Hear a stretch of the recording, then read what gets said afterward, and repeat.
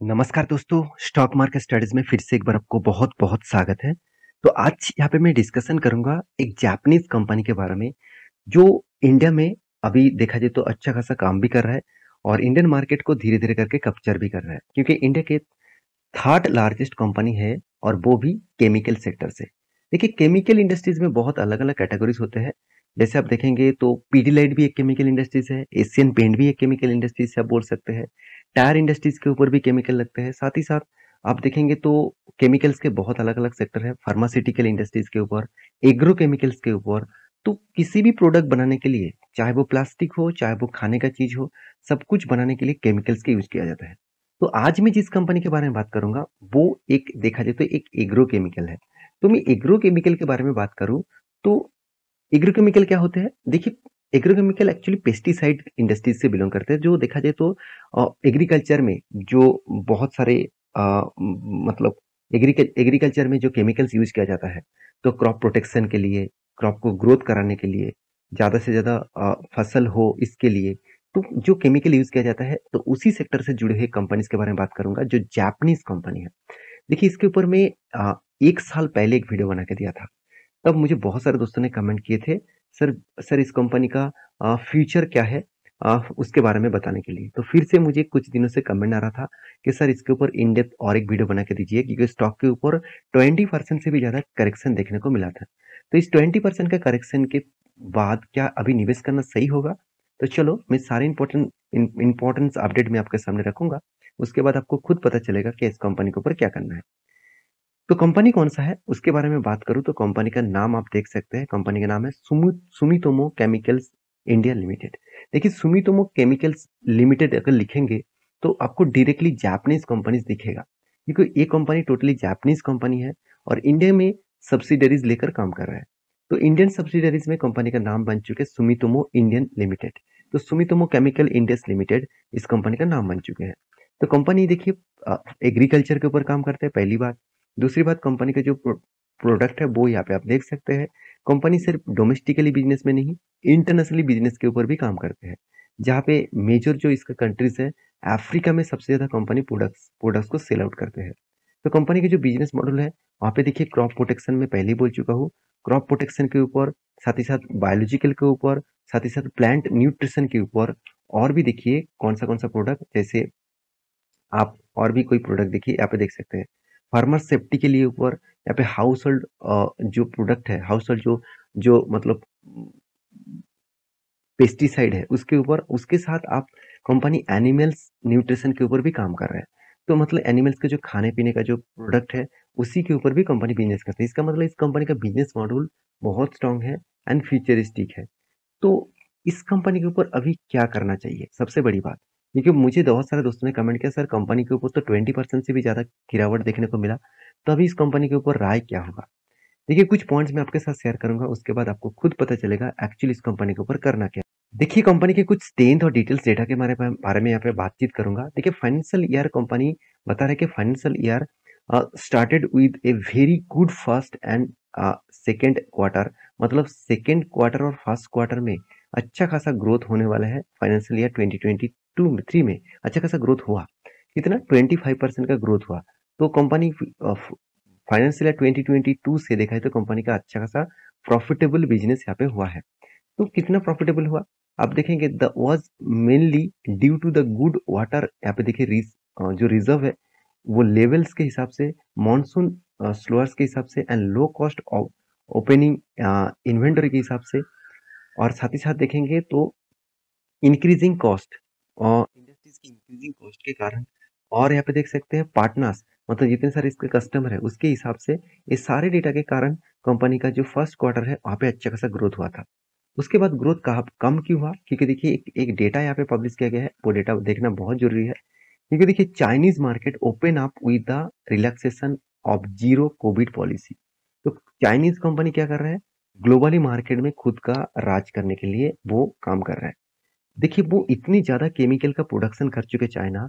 देखिए मैं बहुत सारे इसके इस बारे में बात भी मैं कर चुका हूँ। बहुत सारे केमिकल कंपनीज जैसे फाइन ऑर्गेनिक, साथ ही साथ देखा जाए तो और भी बहुत सारे कंपनीज है जिस कंपनी के ऊपर बहुत ज़्यादा प्रेशर इसीलिए आया क्योंकि चाइना क्या किया, बहुत ज़्यादा प्रोडक्शन कर लिया और वो यूरोप कंट्रीज में, बाकी कंट्रीज में क्या कर रहा है, सस्ते दामों में खुद का प्रोडक्ट बेच रहा है, क्योंकि उसका जो इन्वेंटरी है उसको क्लियर करने के लिए। और इसके चलते बाकी कंपनी, इंडियन कंपनी के ऊपर ज़्यादा प्रेशर देखने को मिला है। तो वो प्रेशर कम हो जाएगा, क्योंकि ग्लोबली मार्केट में जो इम्पैक्ट है वो इम्पैक्ट हर टाइम नहीं रहेगा। जो इन्फ्लेशन रेट्स बढ़ चुके हैं तो उसके कारण ग्लोबली मार्केट में प्रॉब्लम्स है, तो वो प्रॉब्लम भी सॉल्व हो जाएगा। द अबव देखिए, above two factors causes double impact. तो कंपनी की ये जो दो फैक्टर्स है, दो फैक्टर्स क्या है, एक फैक्टर तो यहाँ पे बता दिया, दूसरा नंबर फैक्टर क्या है, आप देखेंगे तो मैं पहले बोल चुका हूँ, जो रेन पैटर्न्स, साथ ही साथ आप देखेंगे तो मानसून का प्रॉब्लम्स, इस तरीके से कारण के चलते है 2023 में उतना ज़्यादा खास परफॉर्मेंस नहीं हुआ। और कंपनी बता रहे ऊपर दो जो फैक्टर्स है, उसके कारण कंपनी का लो डिमांड हो चुके हैं, हाई इन्वेंटरी हो चुके हैं, मतलब डिमांड कम हो गया कि मगर प्रोडक्शन ज़्यादा हो गया। और यहाँ पे देख सकते हैं कंपनी का सप्लाई, जो मतलब जो सप्लाई है और जो प्रोडक्ट का प्राइस है वो कम हो चुके हैं, क्योंकि चाइना वहाँ पे घुस चुके हैं।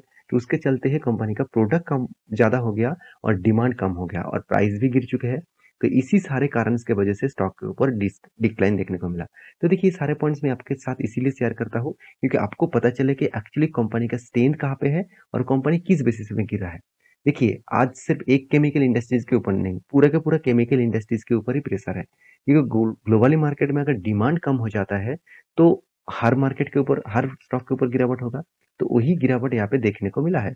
तो रही बात कंपनी के जो प्रोडक्ट है, वो प्रोडक्ट में कौन सा प्रोडक्ट के ऊपर कितना परसेंटेज कंपनी का ग्रोथ होता है वो आप देख सकते हैं। सबसे ज्यादा कंपनी का डिमांडेबल प्रोडक्ट है वो है इस प्रोडक्ट, इस प्रोडक्ट का सबसे ज्यादा कंपनी का डिमांड है। और कंपनी 40% के आसपास ग्रोथ यहाँ पे इस कंपनी का प्रोडक्ट के हिसाब से करते हैं। कंपनी के जो प्रोडक्ट है वो कौन सा कंट्रीज में कंपनी बेचते हैं। सबसे पहले देखिए कंपनी का इंडस्ट्रीज कौन सा है।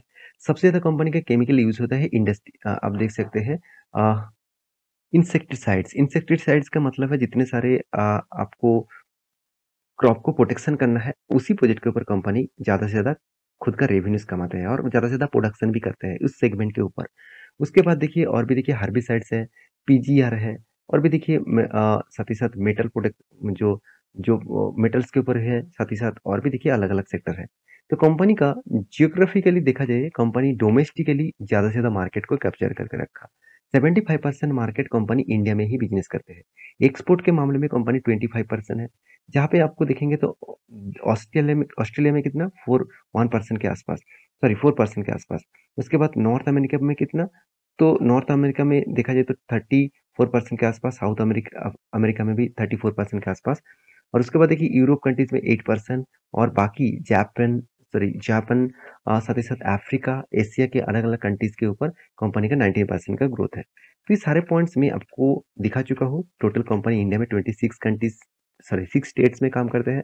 डिस्ट्रीब्यूशन नेटवर्क है 15,000 से ऊपर। तो कंपनी का 4.4 बिलियन से भी ज़्यादा कंपनी का फिजिकल मीटिंग्स सेक्टर है, और डिजिटली टोटली कंटैक्ट है 20 मिलियन से भी ज़्यादा।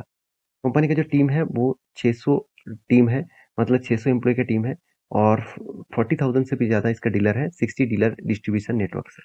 तो कंपनी की जो स्ट्रेंथ है वो अच्छा खासा देखने को मिला। अभी रही बात कंपनी का फाइनेंशियल डिटेल्स के बारे में, तो कंपनी के मुझे जो पॉइंट सबसे बेस्ट लगता है, कंपनी जीरो डेप्थ है। 75% के आसपास कंपनी का प्रोमोटर के पास होल्डिंग है। पी रेशियो चलो थोड़ा सा हाई है, इसलिए स्टॉक के ऊपर करेक्शन देखने को मिला है। तो कंपनी का देखिए return of equity, return of capital employed best level में है। यही चीज मुझे सबसे ज्यादा पसंद लगा। कंपनी का देखिए मार्केट कैप के हिसाब से कंपनी का ग्रोथ होना और भी ज्यादा देखने को मिल सकता है। कंपनी अभी भी एक स्मॉल कैप टाइप कंपनी है। कंपनी का डेप जो डेटर्स डे है मुझे थोड़ा सा ज़्यादा लगा, क्योंकि कंपनी के हाथ में पैसा आने में थोड़ा सा ज़्यादा टाइम लग रहा है। तो कंपनी के देखिए प्रॉफिट एंड लॉस के बारे में बात करूँ तो कंटिन्यूअसली कंपनी प्रॉफिट को मेंटेन किया। इस बार सेल्स भी अच्छा किया। तो जितने सारे पॉइंट्स मैं आपके साथ शेयर किया, वो पॉइंट्स अगर ठीक ठाक होता तो सेल्स और भी ज़्यादा इंक्रीज होता। तो कंपनी बता रहा है 2000 मतलब 2024-2025 के अंदर अंदर कंपनी का सेल्स ग्रोथ और भी इंक्रीज होगा।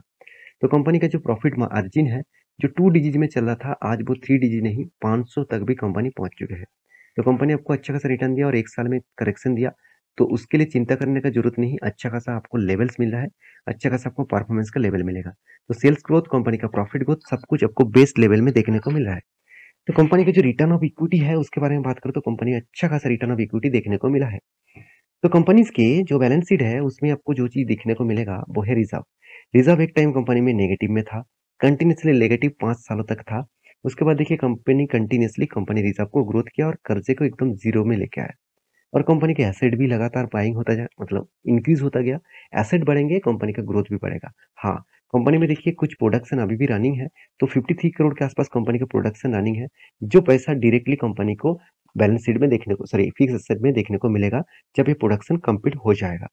तो रही बात इन्वेस्टर के, देखिए प्रोमोटर के पास होल्डिंग तो 75% के आसपास है। एफआईएस और डीएस दोनों ही माल उठाना स्टार्ट कर चुके हैं। पब्लिक भी अच्छा खासा होल्डिंग लेके रखा है। तो मेरे हिसाब से इस कंपनी के ऊपर फोकस रखिएगा, क्योंकि कंपनी की जो करेक्शन है टॉप लेवल से अगर डाउन लेवल तक देखूं तो जो करेक्शन लेवल है वो करेक्शन लेवल कितना बन चुके हैं, अराउंड अराउंड आप देखेंगे 29%। सॉरी, मैं ऊपर से नीचे आपको लेके गया, तो मैं ओवरऑल बात करूं इसका जो परसेंटेज है 29% क्रैश कंपनी हो चुके हैं।